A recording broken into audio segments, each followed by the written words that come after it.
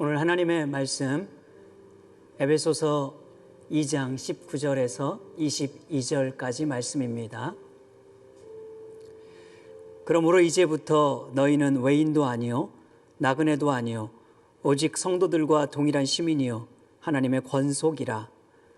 너희는 사도들과 선지자들의 터 위에 세우심을 입은 자라. 그리스도 예수께서 친히 모퉁이 돌이 되셨느니라. 그의 안에서 건물마다 서로 연결하여 주 안에서 성전이 되어가고 너희도 성령 안에서 하나님이 거하실 처소가 되기 위하여 그리스도 예수 안에서 함께 지어져 가느니라.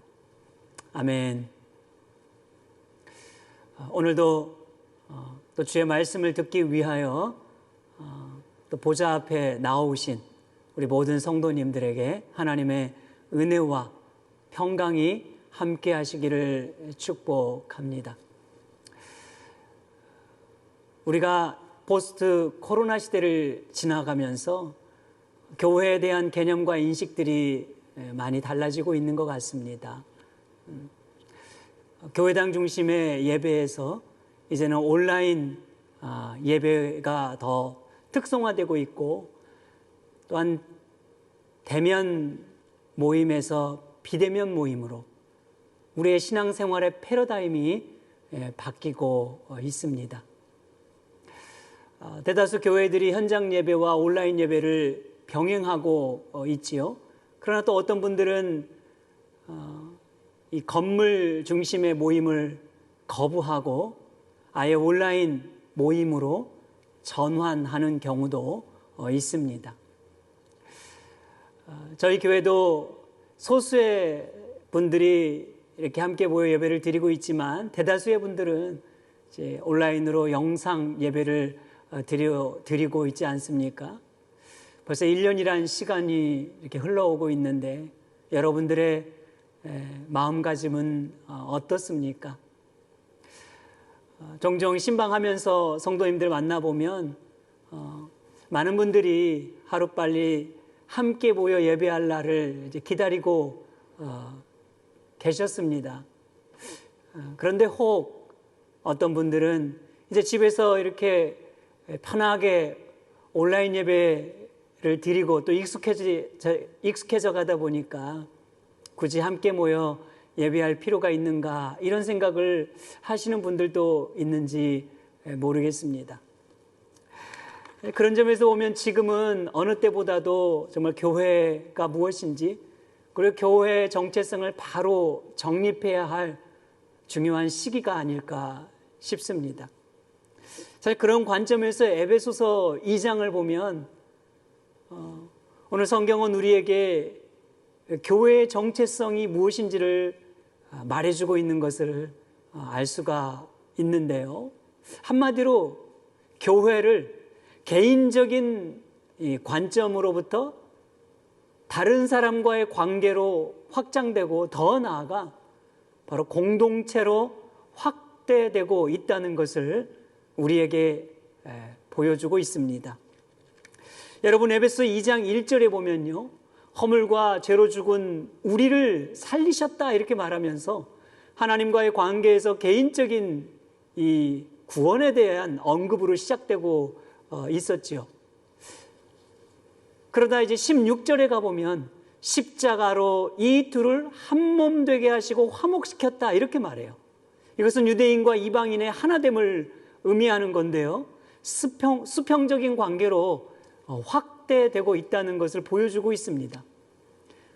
당시 적대적인 관계였던 그 유대인과 이방인들을 가로막는 차별과 혐오와 그리고 증오와 미움, 분노, 이런 모든 장벽들을 예수 그리스도께서 허물어뜨리시고 하나 되게 하셨다는 거예요. 그리고 더 나아가 바로 공동체, 즉 교회를 세워주셨다고 말해주고 있는 것이죠. 그래서 오늘 본문의 21절에 보면 서로 연결하여 주 안에서 성전이 되어가고, 22절에 보면 하나님이 거하실 처소가 되기 위하여 함께 지어져 가느니라 이렇게 말합니다. 자, 개인적인 관계에서 다른 사람들과의 관계로 좀 더 확대되고 그것이 이제는 공동체로 확장되고 있다는 것을 말해주고 있지 않습니까? 이렇게 예수 그리스도 안에서 우리를 화평케 하시고 궁극적으로 이 땅에 세우신 것이 무엇인가? 바로 교회, 공동체라고 말씀해주고 있는 것이죠. 여러분, 성경은 교회를 건물이라고 규정하지 않습니다. 에클레시아라는 이 교회는 세상으로부터 건져냄을 받은 자, 바로 믿는 한 사람 한 사람이 교회라고 말해요. 우리 자신이 교회입니다. 그럼에도 성경은 또 무엇을 말하는가? 그런 믿는 자 한 사람 한 사람을 불러 모아 공동체로 세우셨다는 거예요. 교회 공동체로 세우셨다는 말입니다. 하나님은 이 땅 위에 교회를 세우시고 그 교회를 통해서 하나님의 위대한 구원 계획과 사역을 이루어 가신다는 것을 말해주고 있는 것이죠. 이것이 바로 에베소 1장에서 3장까지 나타나고 있는 삼위 하나님의 바로 구원의 신비라고 말할 수가 있는 것이에요. 그 핵심은 바로 교회인 것입니다. 여러분, 하나님께서 가장 보배롭고 존귀하게 여기시는 것이 무엇인가? 교회이지요. 친히 세상 가운데 불러내시고 하나님의 눈길과 마음이 항상 머물러 계신 곳, 떠나지 않는 곳, 바로 교회입니다. 그래서 우리 교회가 머무는 교회라는 이름이 바로 이 성경 말씀 근거로 세웠잖아요. 여러분, 왜 하나님께서 이렇게 교회를 존귀하게 여기실까요? 금이나 은 같은 없어질 것으로 사신 것이 아니라 예수 그리스도의 보배로운 피로 사신 것, 그것이 바로 교회이기 때문이에요. 그리스도의 보혈로 세우신 곳이 교회입니다. 사도행전 20장 28절 말씀 보면 이렇게 증거합니다. 여러분은 자기를 위하여 또는 온 양떼를 위하여 삼가라. 성령이 그들 가운데 여러분을 감독자로 삼고 하나님이 자기 피로 사신 교회를 보살피게 하셨느니라. 아멘. 무엇으로 사신 교회요? 하나님께서 자기 피, 예수 그리스도의 피로 사신 교회라, 이렇게 말씀하고 있어요. 여러분, 이처럼 하나님께서 결코 포기할 수 없는 곳이 교회예요. 그리고 그 교회는 이 세상 끝날까지 이 땅 가운데 존재하게 될 것입니다. 그리고 하나님은 그 교회를 통하여 오늘도 하나님의 그 역사를 이루어 가신다는 것을 믿으시기 바랍니다. 그렇다면 어떻게 하면 이 고난과 위기 시기에도 교회 공동체로서의 정체성을 우리가 확립하고 교회됨을 드러낼 수 있는가? 오늘 본문에서 사도 바울은 고난과 위기 속에서도 우리가 기억해야 할 교회의 정체성이 무엇인지를 말해주고 있습니다. 여러분, 위기 속에서도 우리가 잊지 말아야 할 교회의 정체성, 그 첫 번째는요, 가족 공동체로서의 교회입니다. 여러분, 19절 말씀 다시 보십시오.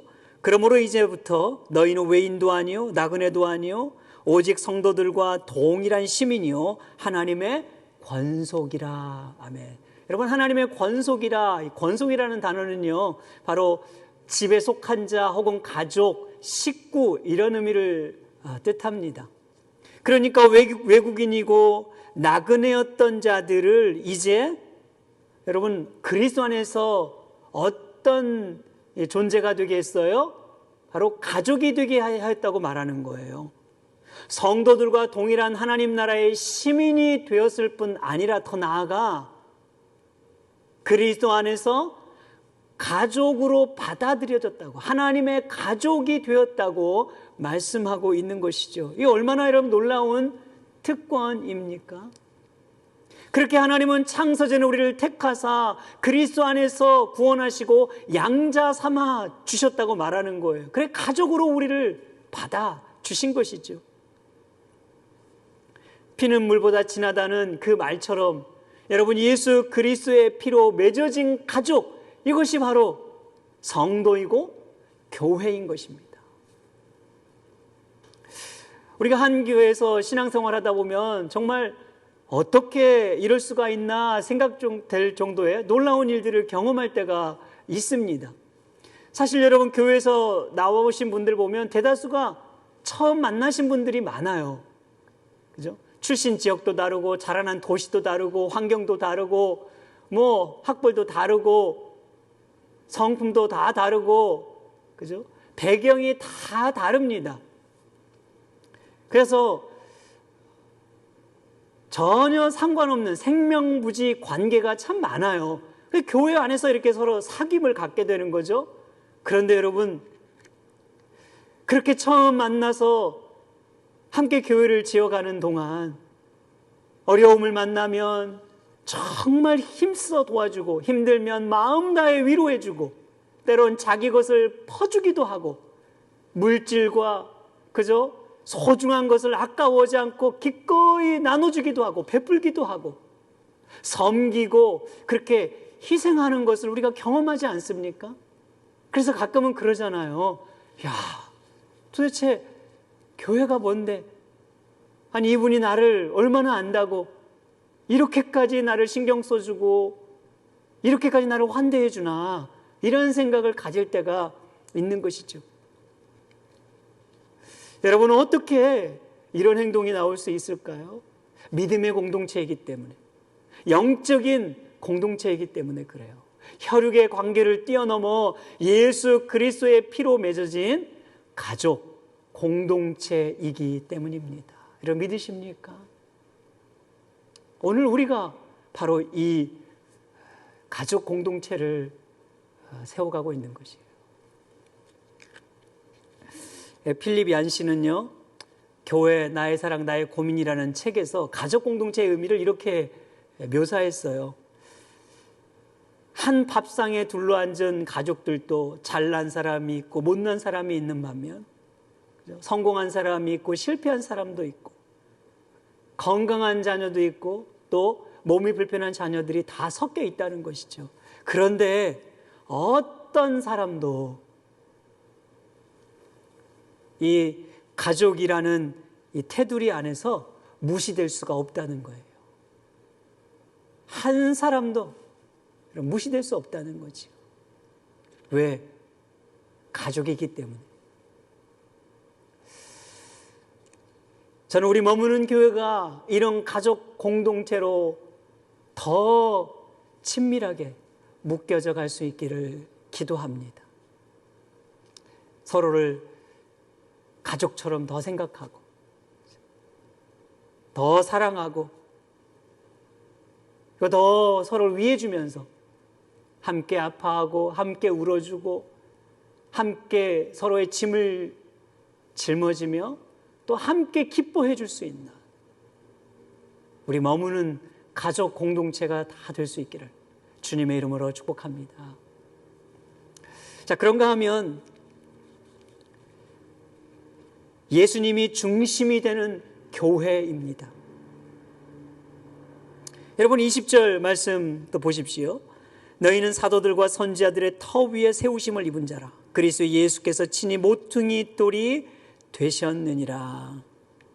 아멘. 여러분 여기 보면 예수님께서 친히 모퉁이 돌이 되셨다 이렇게 말하고 있습니다. 고대 시대 건물을 지을 때는요, 가장 먼저 모퉁이 돌의 위치를 이렇게 딱 정해놓고 그리고 그 위로나 옆으로 돌을 쌓아가는 방식이었다고 합니다. 그러니까 여러분 건물에 있어서 모퉁이 돌은 그 건물의 기초석이고 기준과 같아요. 그죠? 때론 벽과 벽을 연결해 주기도 하고 그 모든 이 건물의 하중을 견디는 그런 역할을 감당하기도 하죠. 그래서 이 모퉁이 돌의 방향이나 모양에 따라서 건물의 방향과 모양이 달라질 수 있다고 말하는 것이에요. 여러분, 이처럼 교회의 토대, 그죠? 교회의 기준, 교회를 지탱하는 힘, 교회의 초석, 그것이 무엇인가? 바로 예수님이라고 말씀하고 있는 거예요. 자, 그런가 하면 또 뭐라고 말했냐면, 너희는, 이렇게 말했어요. 너희는, 교회는 이런 말이에요. 사도들과 선지자들의 더 위에 세우심을 입은 자라, 이렇게 말합니다. 이렇게 교회가 사도들과 선지자들의 터 위에 세워졌는데 그 터의 모퉁이 돌이 누구라고요? 예수님이라고 말하는 거죠. 그죠? 여러분, 사도들과 선지자들이 누구입니까? 하나님의 말씀을 전하고 대언했던 자들이지요. 그래서 사도는 신약 성경의 대표적인 인물이고 선지자는 구약 성경의 대표적인 그 인물이라고 말할 수가 있습니다. 이렇게 여러분, 신구약 성경인 하나님 말씀 위에 세워진 곳이 바로 교회라 그 말이에요. 그러니까 여러분 보세요. 교회의 토대는 누구예요? 예수님이죠. 토대는 예수님이고 터는 하나님의 말씀인 그 위에 세워진 것이 바로 교회라 그 말이에요. 이렇게 교회의 모든 하중을 바치고 있는 가장 중요한 핵심, 기준이 되고, 그죠? 기초석이 되는 중요한 핵심이 바로 예수님이라고 말씀하고 있는 거예요. 그러므로 교회의 중심은 예수 외에 없어요.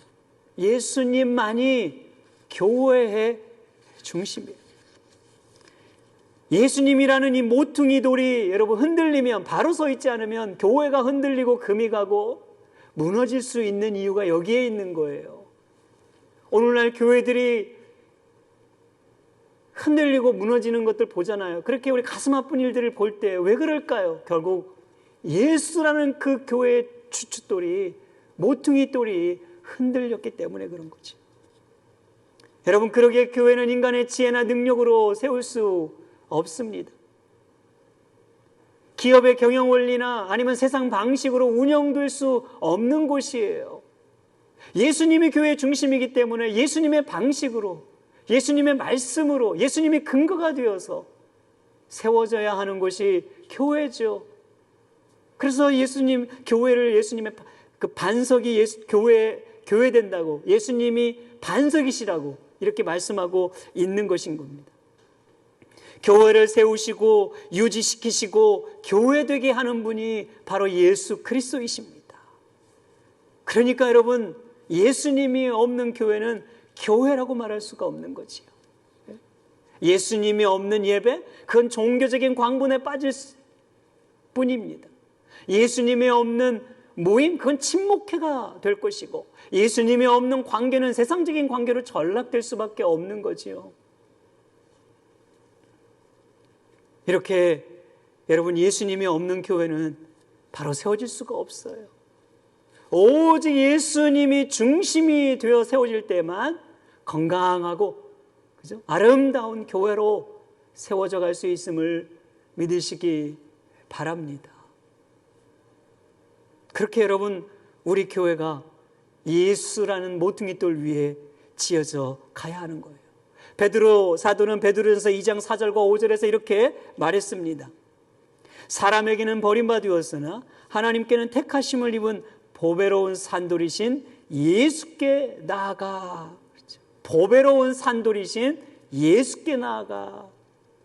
너희도 산돌같이 신령한 집으로 세워지고, 신령한 집으로 그 위에서 세워져야 된대요. 그리고 예수 그리스도로 말미암아 하나님이 기쁘게 받으실 신령한 제사를 드릴 거룩한 제사장이 될지니라. 아멘. 사랑하는 여러분, 산돌이신 예수님 위에 더 신령한 집, 거룩한 집, 하나님이 기뻐하시는 우리 머무는 교회로 지어져 가고 잘 세워져 갈 수 있기를 주님의 이름으로 축복합니다. 자, 마지막으로 교회는 함께 지어져가는 공동체입니다. 여러분 21절과 또 22절 말씀을 보십시오.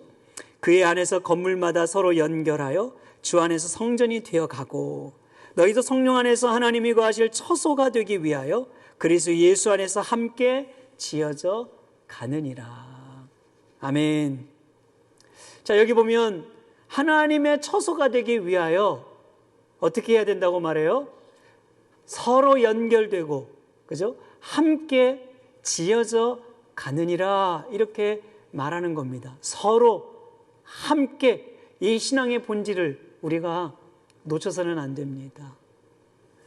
여러분 신앙생활은 홀로 하는 것이 아니에요. 독불장군처럼 혼자 하는 것이 아니라 함께 하는 것이기 때문에 공동체로 세워져 가야 하는 것이기 때문에 그렇습니다. 저는 종종 가정에서 혼자 예배를 드리며 신앙생활 하는 분들을 만나곤 합니다.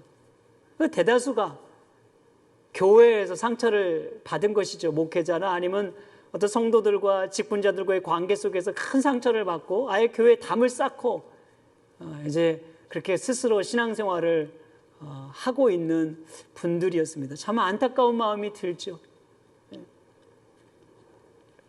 여러분 그런데 인간적인 마음으로 그분들이 얼마나 큰 상처를 받았으면 저럴까 이해는 돼요. 여러분 그러나 우리가 아무리 교회에서 상처를 겪어도 교회를 아예 떠나서는 안 됩니다. 아니 신자는 교회를 떠날 수 없기 때문에 그래요. 신자는 어머니 품인 교회로 다시 돌아와야만 하기 때문에 아이가 어머니 품을 떠나 살 수 없듯이 여러분 신자는 우리의 어머니 품인 교회를 떠나서 승리하는 신앙생활을 할 수가 없기 때문입니다. 그래서 다시 교회로 어머니 품으로 돌아와야만 하는 것이에요. 저는 우리 교회가 그런 교회가 되기를 늘 기도합니다. 이렇게 상처와 아픔 속에서 어머니 품을 떠난 자들이 다시 바로 그 교회로 돌아올 수 있는 그런 교회를 우리가 함께 꼭 세워갈 수 있었으면 좋겠습니다. 여러분 함께 지어져 간다는 말은 현재형이에요. 계속 지어져 간다는 얘기지요. 여기에는 여러분 끝이 없습니다. 초대교회 시대도 그랬고 2000년이라는 교회 역사 속에서도 교회는 끊임없이 지어져 왔고 지금도 교회는 여전히 지어져 가고 세워져 가야 합니다. 왜냐하면 교회는 이 땅에 세워진 교회는 완전하지 않기 때문에 불완전하기 때문에 그렇습니다. 교회는 완성작이 아니라 미완성이에요. 그래서 항상 공사 중이라고 말할 수가 있는 거예요.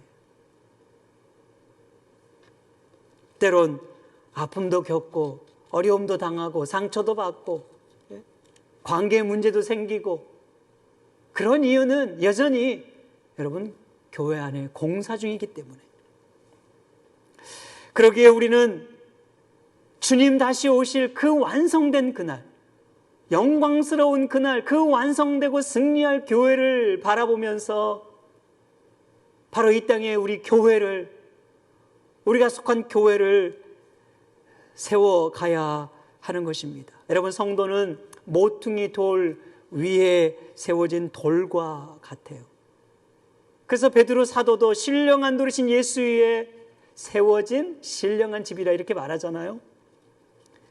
여러분 고대시대에 건축자는 집을 지을 때요 자연석을 가져다 했는데 자연석은 이렇게 맞지 않는 경우가 많았대요. 그래서 그것을 깎고 다듬어서 사용했다는 거예요. 마찬가지로 하나님께서 이 땅 위에 교회를 지어가는 동안 우리 안에 있는 모나고 튀어나오고 쓸모없는 부분을 깎고 다듬어서 사용하신다는 말이지요. 성격도 다듬고 혈기도 다듬고 말투도 다듬고 행동도 다듬고 다른 사람은 관계에서 우리의 태도도 다듬고 깎고 빚으셔서